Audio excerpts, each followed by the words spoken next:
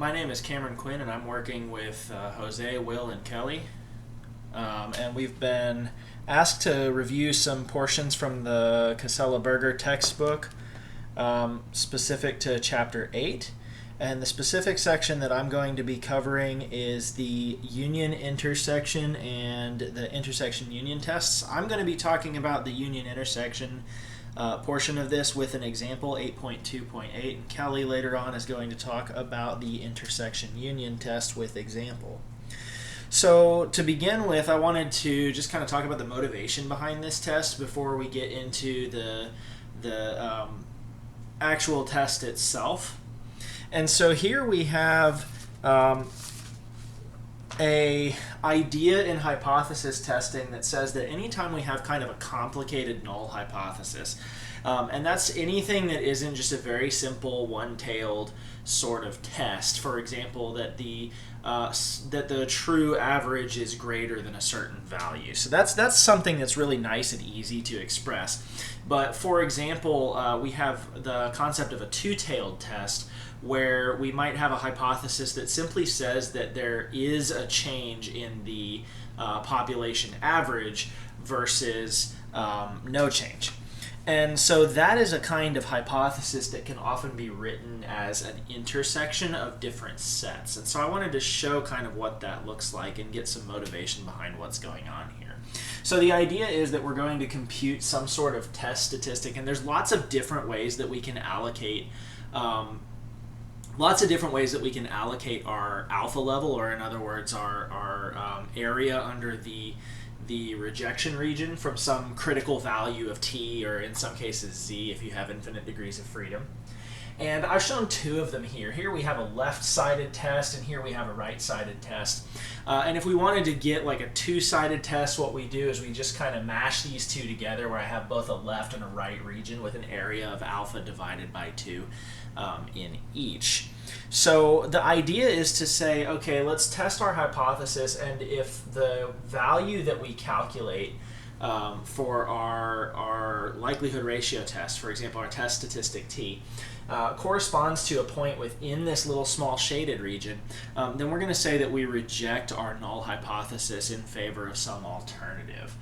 Now, specific to the union intersection test, what we're effectively looking at is that we will reject a null hypothesis anytime we can reject any part of an intersection of various different simple hypotheses. So if I have a complicated hypothesis, maybe it's easier to express that as the intersection of a bunch of simple hypotheses. And if any one of those tests results in a rejection sort of conclusion, then we will reject the complicated null hypothesis in favor of some alternative. So I've shown an example here. Let's say we wanted to test the hypothesis that there is some change in a population average versus a null of no change in a population average. So in this case, it can be seen pretty clearly that the null hypothesis can be expressed as the intersection of two different sets. So we have this particular set that the average, the mu value, is less equal to 0, intersected with the set which is that the mu value is greater or equal to 0. Now it's pretty obvious to see that the intersection of this is just exactly 0, which is our null hypothesis right here. So what we want to do first is look at the likelihood ratio test. In this case, we'll be using a test statistic that we're going to call t. And the likelihood ratio for this left-hand set and this right-hand set. And the general idea is if the test statistic that we calculate is in either of the two rejection regions, then we will reject our original null hypothesis that there is no change. You can kind of think about it like if the average is skewed off to the left, well, then there's obviously some kind of change. And if the average is skewed off to the right somewhere, then there's also some kind of change. So if it falls into either one of those, that's sufficient for us to reject our null hypothesis there. So the likelihood ratio test works as follows. If we wanted to know the likelihood ratio test for this hypothesis, I'm going to call it the left-hand hypothesis, H naught L for left. Then we're looking that the average is less than 0, and that corresponds to rejection if we have some test statistic, T1, which is less equal to our sample average minus our hypothesized value divided by our set S over the square root of n. So if our test statistic is less than this value, i.e. it's in this sort of region right here, then we will reject our null hypothesis on that grounds. Now we could also look at the right-hand side, and we will look at the right-hand side, which is that the average is greater or equal to 0. And that will correspond to some second test statistic, maybe T2, being greater than or equal to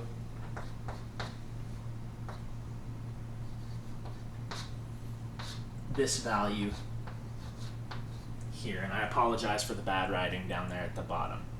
So effectively, these two tests together combine to tell us that if the magnitude of this top distance divided by this object on the bottom is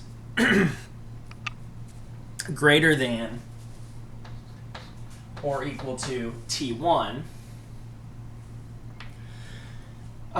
then our sample result will fall into the rejection region, and therefore we will reject our original null hypothesis in favor of some alternative. So, in summary, we call it a union intersection test because we're effectively using a union of two different simple tests to determine if an original null hypothesis that was represented as an intersection fails or does not fail. And perhaps I should say reject and not reject. I apologize. Hi, my name is Will Hastings, and I found a really cool example of the Bayesian hypothesis test, and so we'll go over an example of that plus the theory in conjunction. So, given a coin, can we determine if it is biased towards heads? Our null hypothesis would be that the coin is unbiased, and our alternative hypothesis would be that the coin is biased towards heads.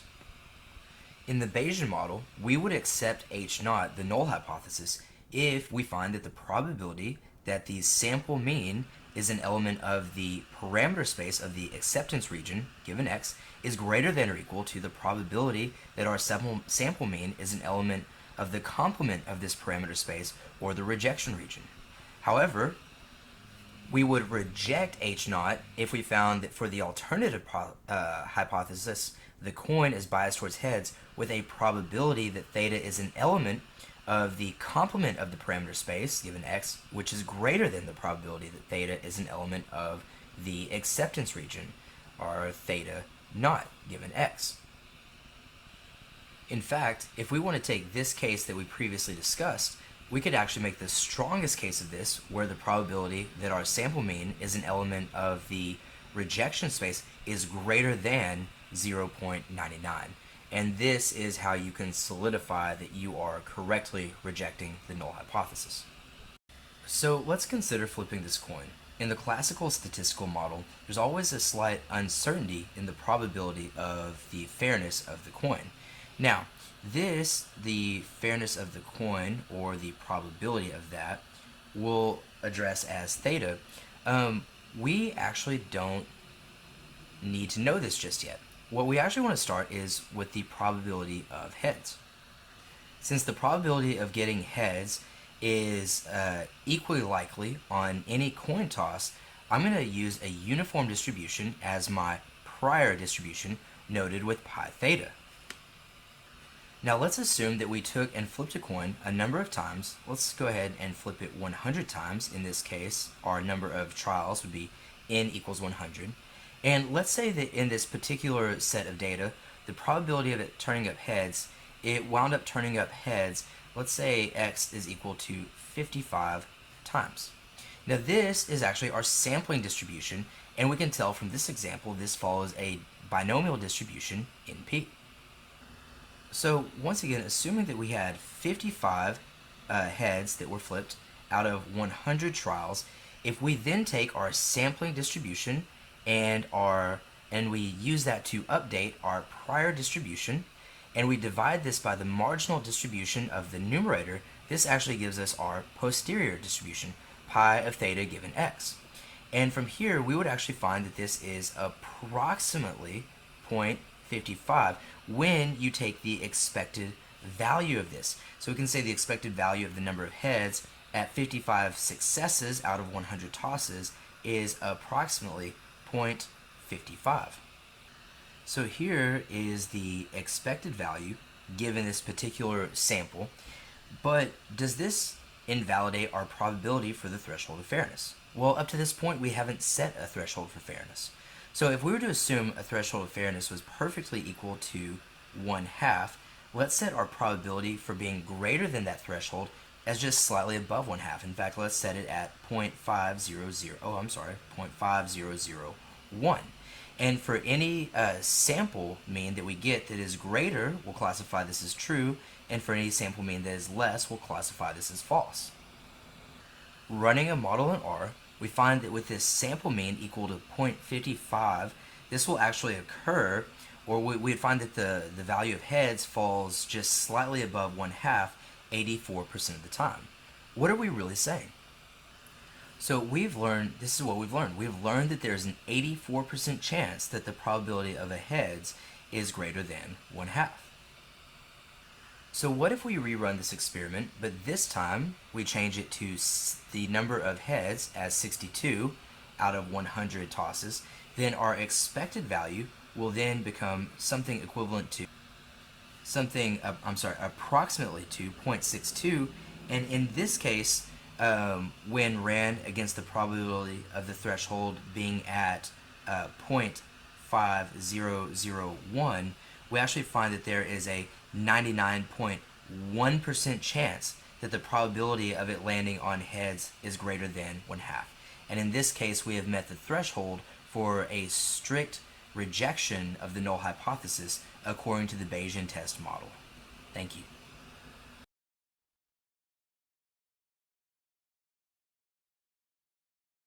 Hi, my name is Kelly Pemberton, and I'm going to be discussing the intersection union test.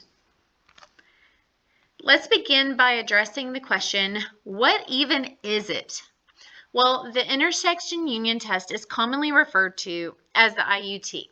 The IUT method is the reverse of the well-known union intersection method that was discussed by Cameron, discovered by Roy in 1953. Our Casella-Berger textbook describes the IUT as a useful method if the null hypothesis is conveniently expressed as a union. A little bit of history behind the test. It was described as early as 1952 by Lehman, and then in 1973, Glisser coined the term IUT, a little bit easier to say every time than intersection union test. In 1982, Berger proposed IUTs for acceptance sampling problems, and in 1983, Cohen, Gastonis, and Martin proposed IUTs for some contingency table problems. Speaking of Berger, our very own Math 502 textbook co-author proved two important theorems about IUTs in 1983. The first stated that if R sub I is a level alpha test of H naught I for I equals 1 to K, then the IUT with rejection region R is essentially the set intersections of all the smaller rejection regions in this piece right here that is stated below of our null hypothesis versus our H sub A. There's no reason for adjustments here, like the Bonferroni, because of the special way the individual tests are combined. And then our null hypothesis is rejected only if every one of the individual hypotheses is rejected, which is different than our union intersection test. The tests constructed by the IUT method are typically quite conservative. So Berger's other theorem provides conditions under which the IUT is not conservative.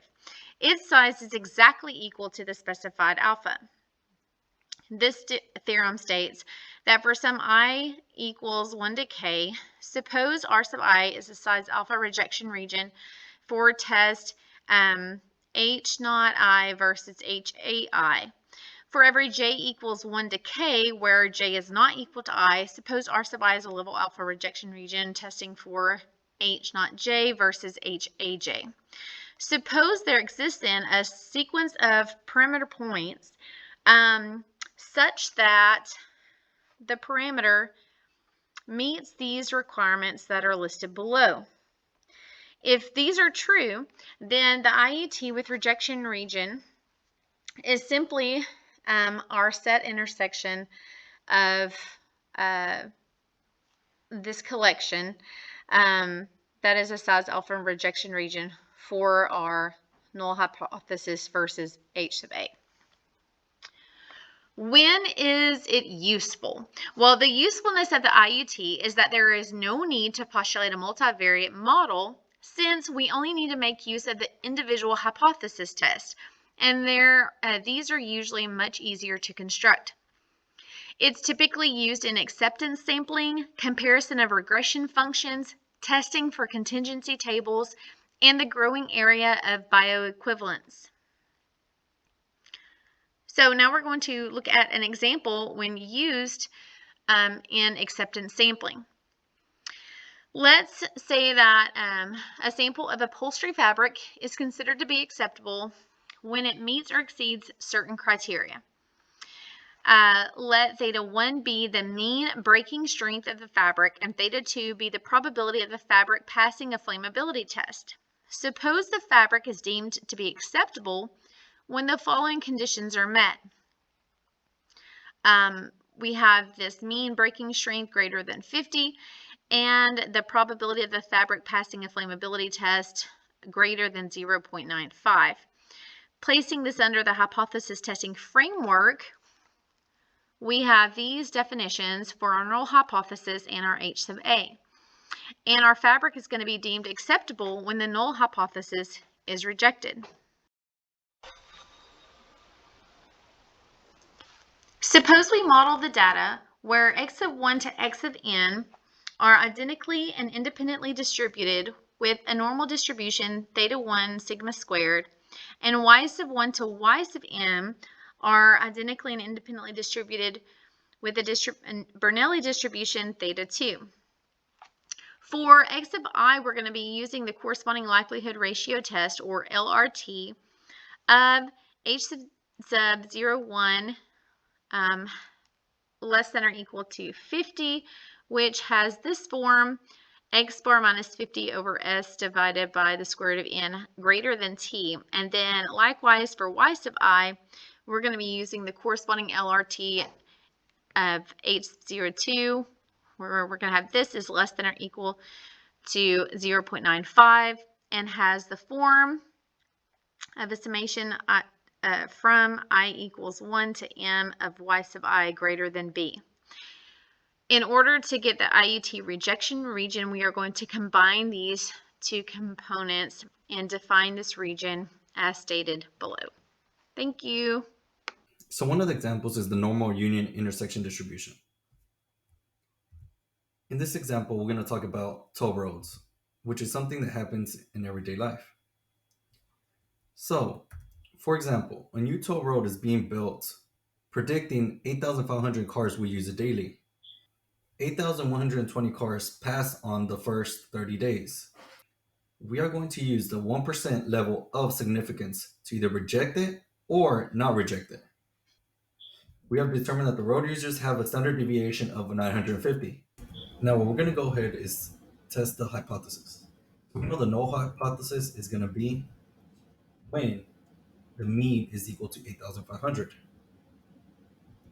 The alternative hypothesis is when the mean does not equal 8,500. And what we're going to do is we're going to reject it if it is significantly more or less. So given this right here, we know the mean is 8,500, and our sample mean is going to be 8,120. Now let's go ahead and determine if we're going to reject this. So we're going to go ahead and use the formula. Let's first identify the information we have. So we know x bar is equal to 8,120. We know sigma is going to be 950 and n is going to be 30. Using the formula, which is z is equal to x bar minus the mean over sigma divided by square root of n. So we know x bar is equal to 8,120. We know the mean is equal to 8,500. We know sigma is equal to 950. And we know n is equal to 30. So this is going to give us a z value of negative 2.191. So now we're going to use the decision rule to reject. So as we know from the formula before, so we know that z, or the normal distribution, and we're going to use a mean of 0 with a standard deviation of 1 with a 1% level of significance. And we know this is going to be a two-tailed test. So we're going to divide that 1% by 2, and we're going to get 0.05 for each side of the tail. Now, using R, we found that the z value is 2.576. And we have a negative 2.576 and a positive 2.576. So, in order to reject,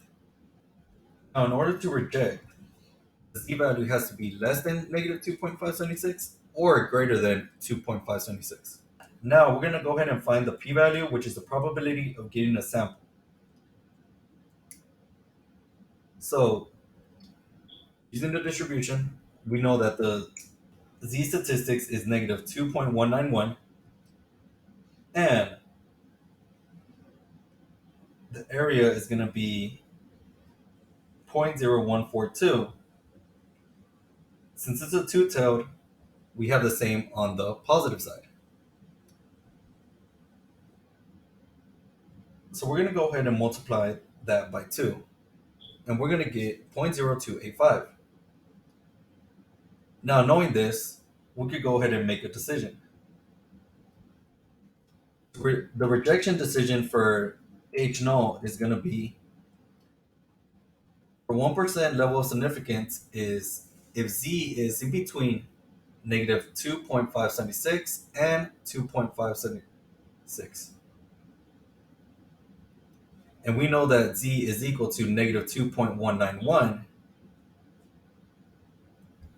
which falls under that parameter. Also, with 1% level of significance, we can reject if p is greater than 0.01, and our p-value was 0.0285, which also falls under the parameters. Now, the conclusion is that there is not enough evidence to reject the null hypothesis. All right, guys. So now we're going to talk about the normal union intersection test.